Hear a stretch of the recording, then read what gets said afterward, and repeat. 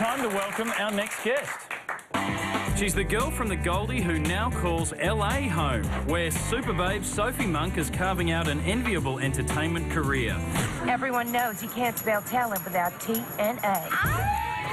Whether it's music, on film, or with a hamburger, Sophie has a certain way to get pulses racing, like she did when Bardot did their thing.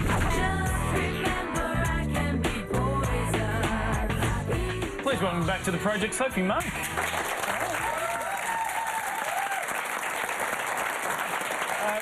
We were just chatting there with Dools over in LA. Have you ever met...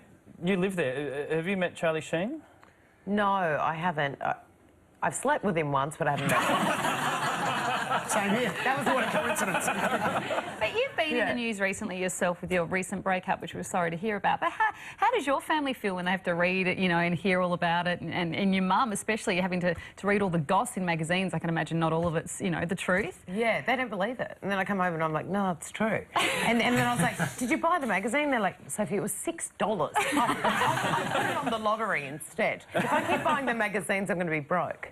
So they're very down to earth and grounding, and they're like, whatever, you're living in LA and crazy, you know, it's a harder life, it's different, and it's hard to, you know, kind of relate to. Now, but you are living in LA, and my son's about to move there to live, so he says. So how often does your mum ring you? Oh, my mum doesn't ring me at all. What they do, what they do is they ring once and hang up so they don't have to pay for the phone call. Oh, that's the trick. And then I ring them back, so that I've got the bill. That's how you do it. Uh-huh. Does she visit you at all? If I fly her over. My mum's going to die at this, but it's a whole family, you know. It's an Australian thing. No, it's actually relying on Geordie to pay for everything, and I've met him. I don't think he will. No, that's true. Yeah. Now, Sophie, Hollywood is the paparazzi capital. How do our Aussie paps compare to the Hollywood paps? I don't know. There's no... I mean, paps are paps. To actually follow, you know, it's weird to be followed by 6 men and you're in bikinis and you look up... Oh, it happens to me all the time. They're taking So pictures if you've got of a you. camera, you can get away with that. Is that what you're telling me? And I'm like, oh, so it's okay for you. And they frighten you and they're like, don't worry, I'm a pap. And I'm like, you're not a cop, you're a pap. But they... I've got a weird relationship with them because they'll... one of them wandered in my house one day like, Sophie, you ready for a... if I just take a shot? And I was like... OK, now you've stepped the boundary a little bit. Maybe you should get out of my house. And then I went, but give me 10. And then I went, got changed and came out.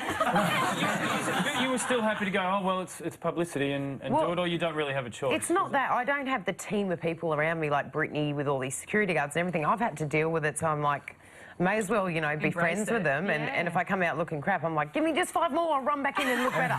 And now, on that, because in LA, it's a competitive place. Yeah. Pressure's on to look good, which you achieve very well, by the way. Oh. But what's your regime? I'd like to jot it down. Well, how do you look good? You'll be very... It's all... actually, it's all people that look after me that are like... I get sent a lot of clothes. I'm very, very lucky. I don't think I really do look good. I don't wash my makeup off. I'm a bit like... don't want to hear that. I know. But do you want to look at my nails? I'm like a bit like a man in a woman's body, I think. I actually, like, it's all hair and makeup teams and stuff that make me look good. It's funny you say that, a man in a woman's body. Some people watching just found you more attractive. You've been in some outrageous films lately. You're just having a ball over there. I am. I love doing comedy. Like, I'm not going to win an Oscar anytime soon, I'm sure. And so I just love doing, you know, fun stuff that makes me laugh. And I go home and I'm not depressed every night over, you know, a deep movie. I go home laughing. And then I can't wait to watch it back. And it makes people happy, you know? So, oh, hi. Oh, that's Oscar worthy. Come on. There we go. The old bikini. Oscar goes too. Yeah. Wow. That's some pretty fun stuff there. What's the most bizarre thing you've had to film? Mine would be I had to kiss a woman and it was really weird and I had to be like the mannish woman and they were like, go in for the kiss. They're like, here's some chewing gum, and I'd had an onion and a cigarette and I was like, I don't want her to enjoy it. And they're like, go in, and my body wouldn't do it. I was like, I can't do it. I couldn't go in for the kiss. Sorry, and what was the name of this movie? Sorry. It's a lesbian vampire film. Wonderful. So. We've got to take a break, though. Please thank Sophie. She's got a new fashion line coming out. Keep an eye out for it. Sophie Monk. After the break, we will have more breaking news from Japan.